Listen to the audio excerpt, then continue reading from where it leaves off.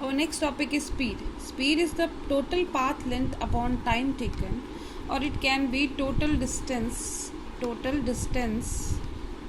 upon time taken. That you must have studied in your previous classes also, right? And accordingly, if we talk about the unit of speed, it is meter per second or centimeter per second.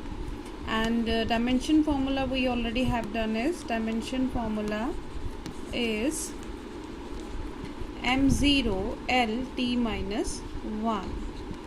Speed of a body can never be 0 or can never be negative, since it is a scalar quantity. So we'll write here speed is a scalar quantity which is having magnitude only and no direction. Speed are basically of three types, two types that we are talking here. There is uniform speed and variable speed, or sometimes we talk about the non-uniform, and third we will calculate the average speed. Uniform speed means when a body travels equal distance in equal interval of time.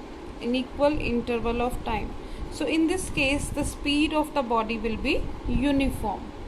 For example, if a body is moving from point O and it has to reach at point C, in between the distances A and B, these are suppose equal distances, that is suppose these are 20 kilometer, this is also 20 kilometer, this is also 20 kilometer, right?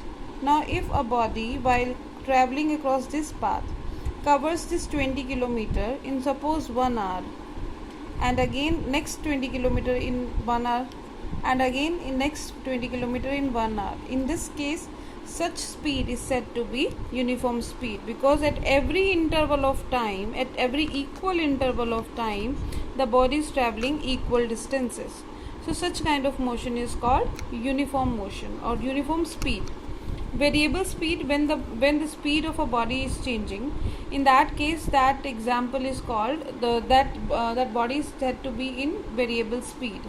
For example, in this case either the distances are unequal or the time are unequal. For example, again take the case O from starting point and C it has to reach, and in between A and B. Suppose this is 20 kilometer. Again, if we are considering the case 1, when equal distances are there, 20 kilometer, and the body have to travel in unequal speed, yet variable speed.